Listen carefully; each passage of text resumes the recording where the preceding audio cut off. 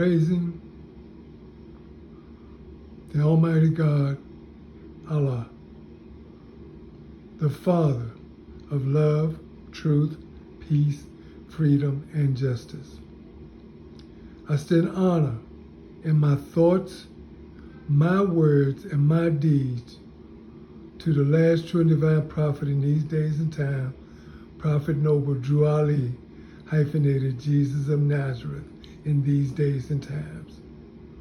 I stand honor to the Prophet Noble Drew Ali, hyphenated Jesus of Nazareth, forerunner that came and warned the nation and prepared you to receive the lessons of who you were. The Honorable Marcus Mosiah Aurelius Garvey Ali. I stand honor to the Moorish Science Temple of America.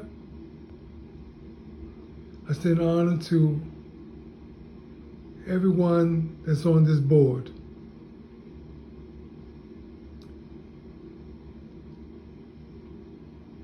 This is the second segment of what it is that I want to convey to you.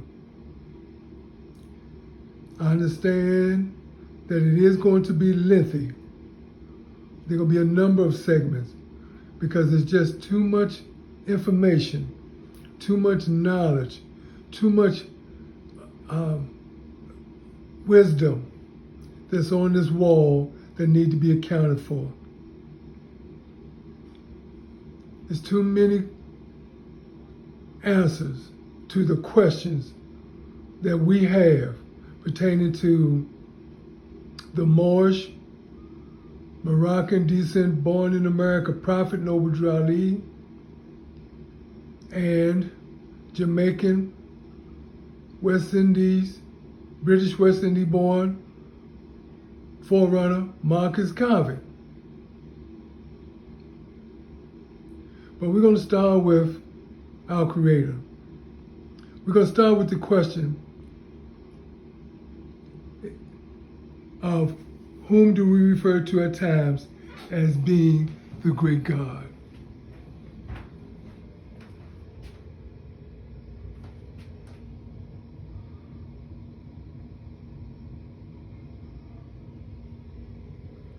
Of course, the answer is Allah.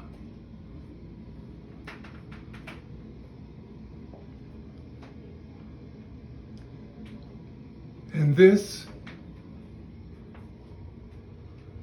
all-seeing eye is the providence, the eye of providence of Allah.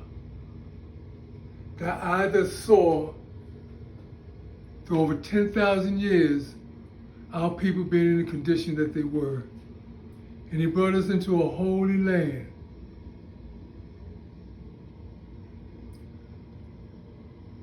By the hand of this man here. Now what I want to do is I want to talk a little bit about the providence of Allah. The eye of providence.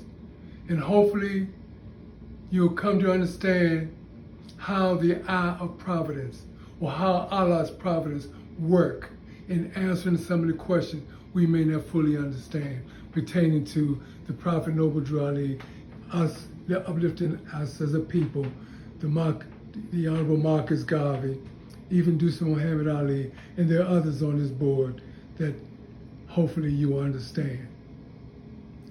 I'm going to read from the Holy Quran of the Moorish Science Temple of America.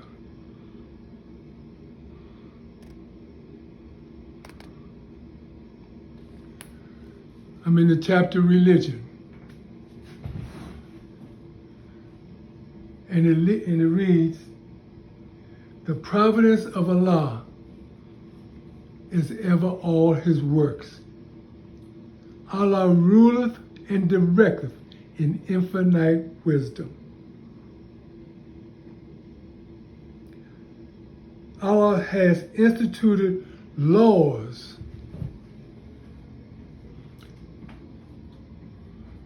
for the government of the world. Allah has instituted laws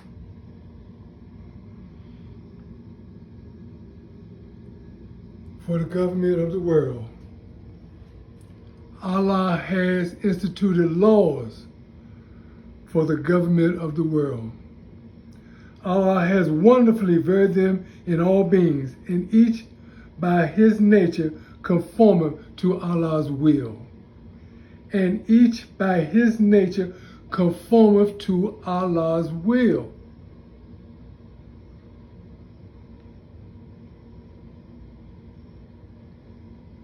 In the depths of his mind, Allah revolveth all knowledge. In the depths of his mind, Allah revolveth all knowledge.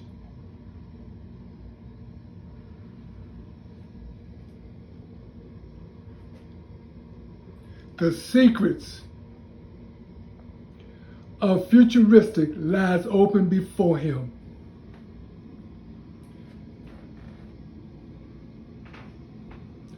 The secrets of the future, the secret of what is going to take place in the future, lies open before Allah.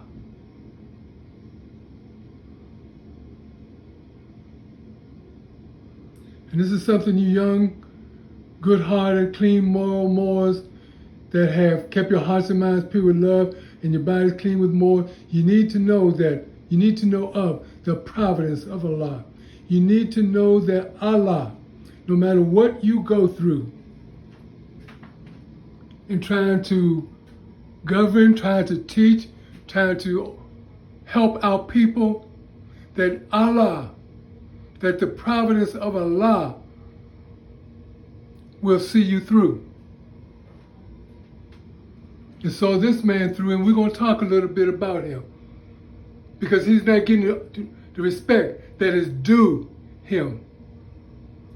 Because had not have been this man, the 16th president of the United States, our people would still be in bondage or just getting out of bondage, slavery. 15 presidents before this man, 91 years before this man right here, no one raised a hand to liberate us from slavery. President Abraham Lincoln trusted in the providence of Allah. And if you will read his March 5th, his second inaugural address, March 5th, 1865, you will see that he trusts in the providence of Allah, in Allah's guidance. When this man right here, President Abraham Lincoln, came into office, the country was divided. Congressmen were fighting and killing each other. Senators were killing each others. Governors were fighting and killing each others. The country was divided between the North and the South, between pro-slavery Democrats and anti-slavery Republicans. And in regards to the Asiatics, in 1857, this man came into office when the Chief Justice Roger B. Taney of the Supreme Court ruled that you, as a black man, as a nigger, has no rights or principle that a citizen or anyone else was bound to respect. This man came into office under all of this. And we don't give him his respect, his due. And had not he did what he did, emancipate the Moors, liberate the Moors, redeem the Moors, cut the shackles of slavery off the Moors, this man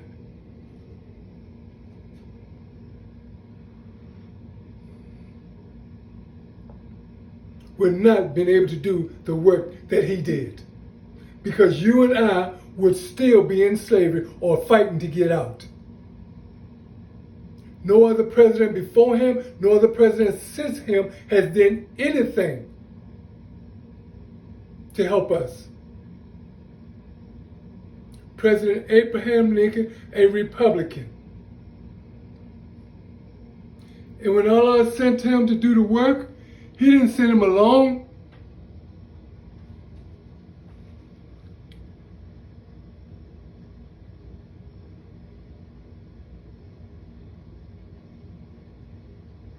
And the Europeans have always been scared of this right here. Let me put that in early. They have been scared, frightened, afraid of what you're looking at right now.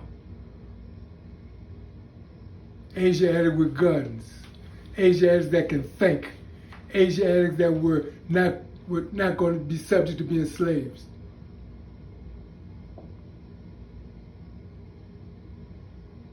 And the Honorable Marcus Garvey resurrected them in 1914. Resurrected that same spirit. And I'm going to tell you why in a few moments. Resurrected that same spirit. Moors that were going to fight for their freedom. So we got to honor this man, and I'm going to say a lot more things about him.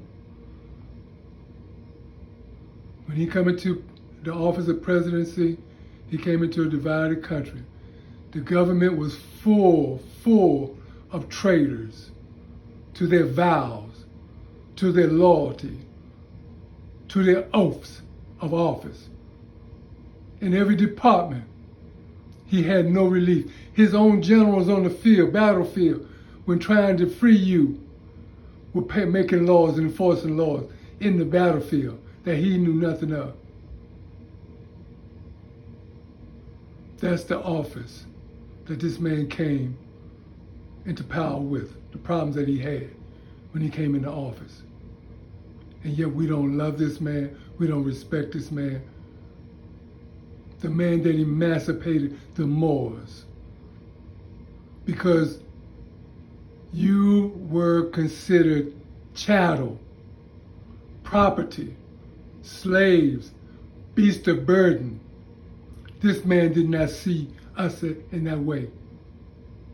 He saw us as what that book right there told him we were. And that is humans, Moors.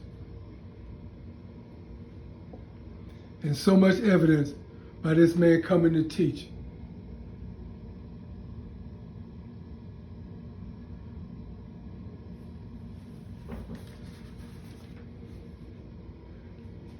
The thoughts of thy heart are naked to Allah's view. He knoweth thy determination before they are made. With respect to his precepts, there is nothing contingent. With respect to Allah's providence, there is nothing more, there is nothing accidental. Let me read that again. With respect to Allah's providence, there is nothing accidental. Wonderful Allah is in all his ways. His counsels are inscrutable. The manner of Allah's knowledge transcendeth thy conception. Pay therefore to Allah's wisdom all honor and veneration, and bow down thyself in humble and submissive obedience to Allah's supreme discretion.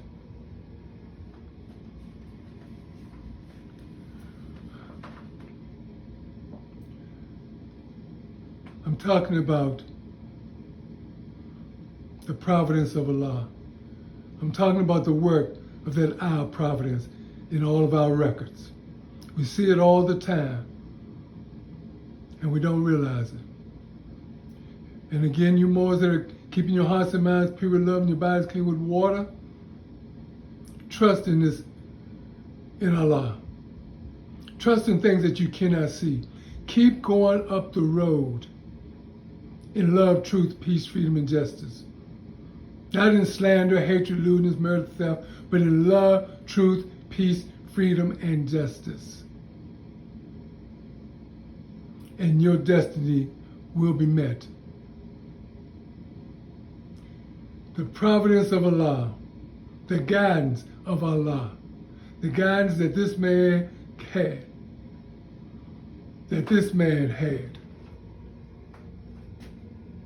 the providence of Allah.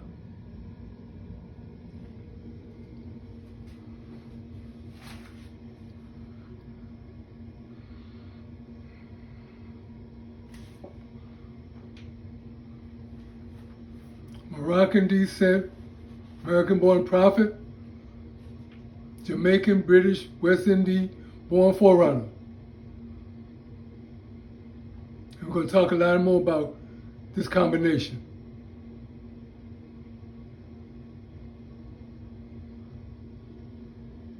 Deuce Muhammad Ali. We don't speak nothing of this man. An Egyptian.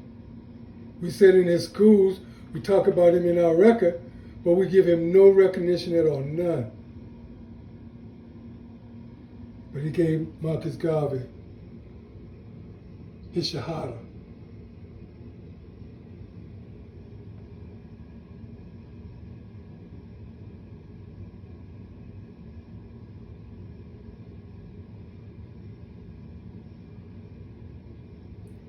And as he gave Marcus Garvey his Shahada, Marcus Garvey went on to do the work.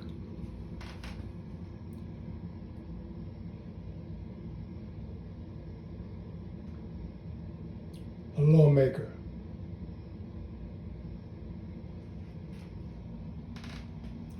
A scholar of the law. European, American laws. Commander, sword undrawn, but yet in hand.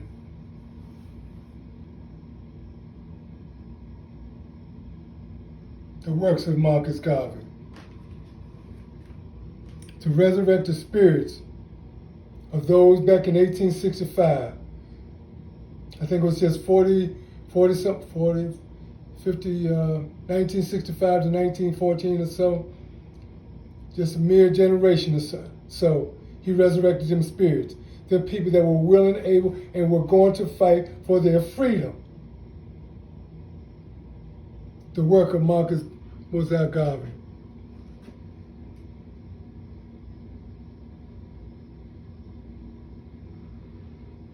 The work of Marcus Garvey with his generals.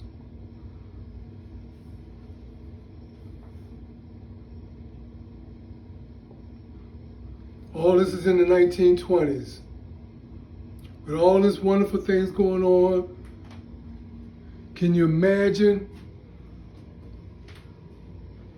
what the Cyclops, the dragon, the beast, Lucifer, can you imagine what they were doing?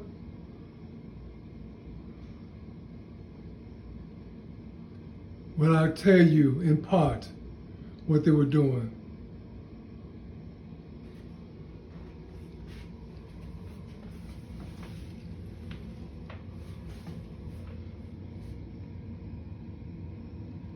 Ku Klux Klan, KKK, in Washington, D.C. in 1925. They saw the Prophet Noble Ali traveling throughout the land, raising the Asian accent to make them think that they were somebody. When Prophet Noble Ali came and took them beyond the description of being black, as Marcus Garvey had taught, when he took them beyond the description of being Negroes that Marcus Garvey had taught, they understood. And as a result, the KKK marched in Washington, D.C., the nation's capital, where some years before, in 1913, Woodrow Wilson had shown the birth of a nation, the rise of the Ku Klux Klan in America. So to keep us in check, to put the Negroes, the niggers back in check, they want to let us know that we had no power, nowhere, no one to protect, nowhere to go. That's what this parade was all about, August the 8th, 1925. Scaring the Negroes, scaring the niggers. I hate saying that word nigger, but I'm gonna say it just so it'll hit home. The cross, the symbol of crucifixion, symbol of death. In this particular instance, it's a symbol of a sword.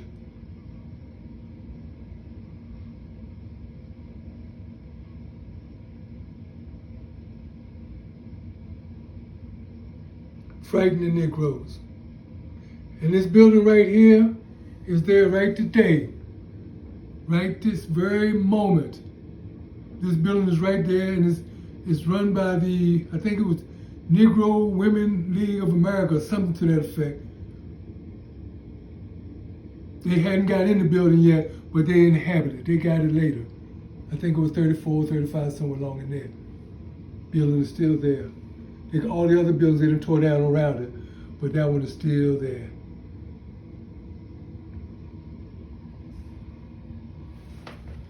The KKK in all its glory, 30,000 strong, come to intimidate the nigger, to let the nigger know that he has no protection from white, means purity, means the ruler of the land. And they're right there in Washington, D.C., the nation's capital.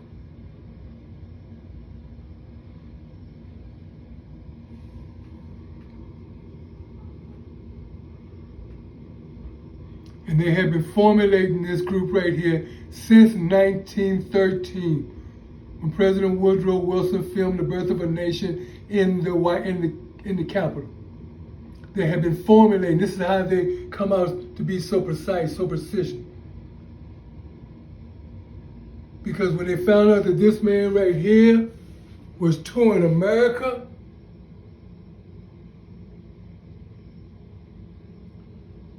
they had to do some things. And you know what they did to Tulsa, Oklahoma. You know what they did in about 10 or 15 states. Rosewood, Missouri, Florida, Chicago, back during the 1920s. All to stop this man.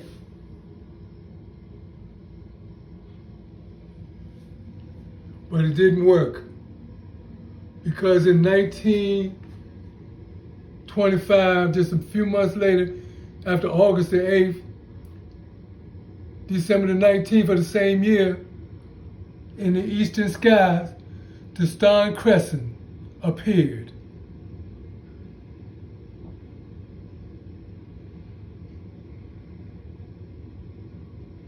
Where the record reflects, let there be light.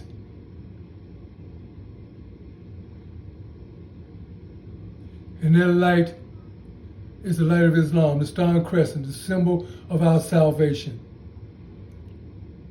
Because we were getting weak in the knees. Because we saw this, and this, and this. And we remember how Jesus came and they crucified him. They remember how just a few years later they were carrying Marcus Garvey through crucifixion.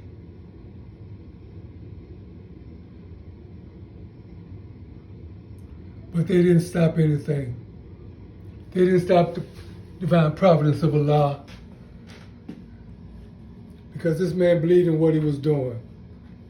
He knew that he was the last true and divine prophet in these days and time. He knew that Marcus Garvey was his forerunner. He knew that he had to teach the everlasting gospel. Because if he hadn't taught it, there wouldn't have been nobody else to teach it.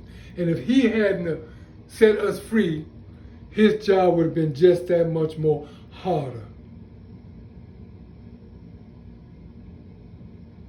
And in 1928, October 1928, the holy sacred month of October,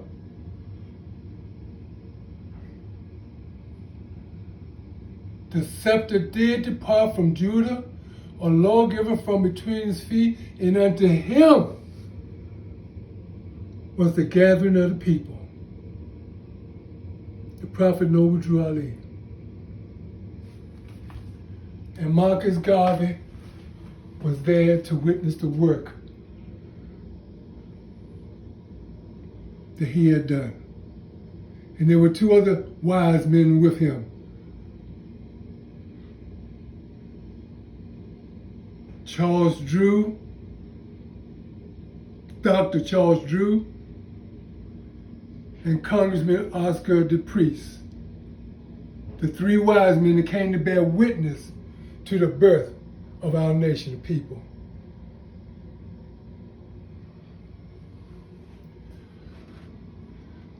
There's so much more that I want to say, but I praise Almighty God a lot of what I have said. You come to understand. And what you do not understand, I pray to Allah that you ask. Do not assume. Ask. And I'll be more than happy to explain the providence of Allah, the eye of providence.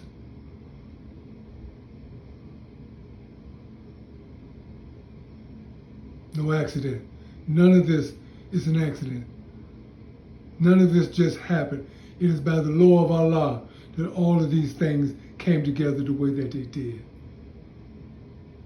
And this man right here, not educated, according to the European, but it was amazing how he was able to learn.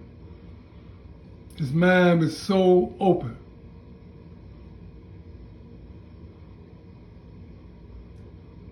Didn't come from the rich, the wealthy, but he had to fight them, tooth and nail. And when Allah sent him that holy midriff, that holy 10,000, and Marcus Garvey resurrected, saw him reincarnate again, it scared the European that he had to put this demonstration down to frighten the poor nigger that was scared of his own shadow. And we were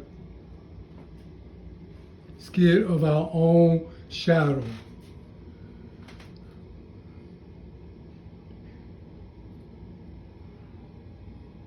The eye of providence. This is the same eye that's over the dollar bill. The eye of providence. We look at these things, we think we know, we don't inquire.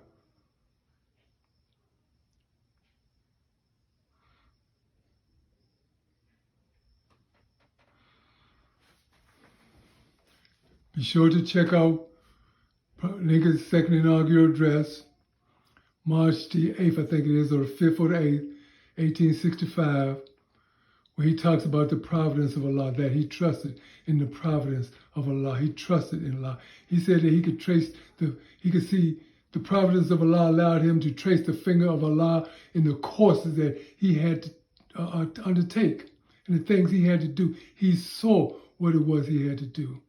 And the man gave his life for you, for you. He gave his life, no matter what, who, when, where. You would not be out of bondage if it wasn't for this president. And you that are fighting on the Confederate side, woe unto thee. Woe unto thee. So with that, Moors, I pray that I give you some enlightenment, and there will be a third presentation of the Moorish, Moorish national events in America, that I pray to Allah that we cross some of the T's and dot some of the I's, answer some questions, and ask some questions pertaining to this great knowledge, this Moorish sign that Allah has given to us to give to the world to help us. Again, this is in honor of Marcus Moses Aurelius Garvey Ali.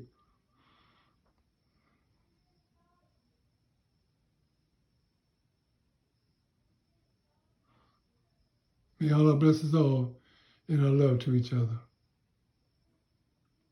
Study, think, reason. The actions of the soul.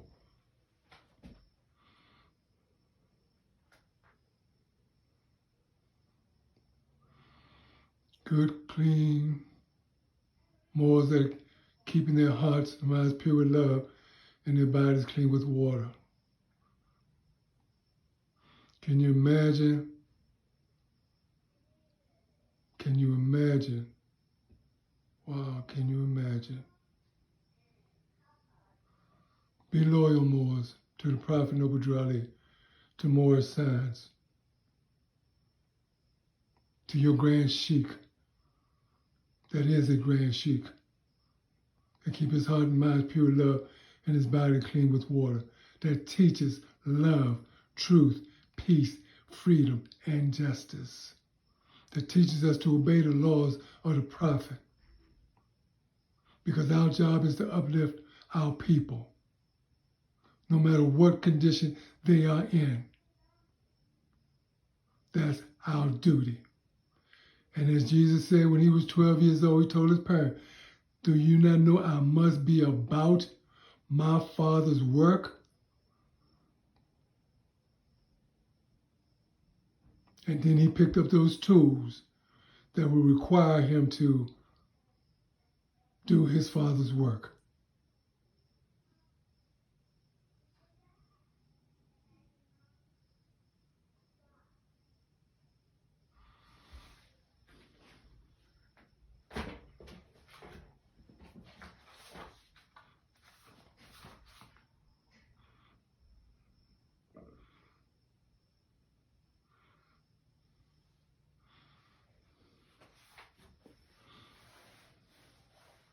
Well, I just love looking at this stuff. That's all. I got so much to say about all of it. So much. When this man right here, when them people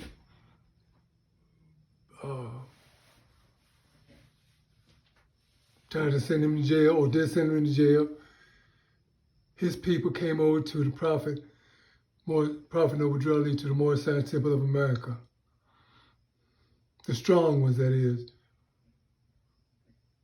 I mean, Moors, you got to see that as a blessing. He put down the same degrees that John the Baptist put down.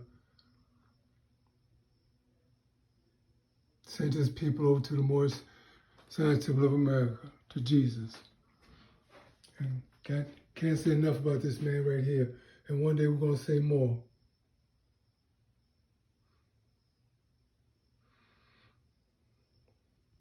Marcus Garvey, with the feds on.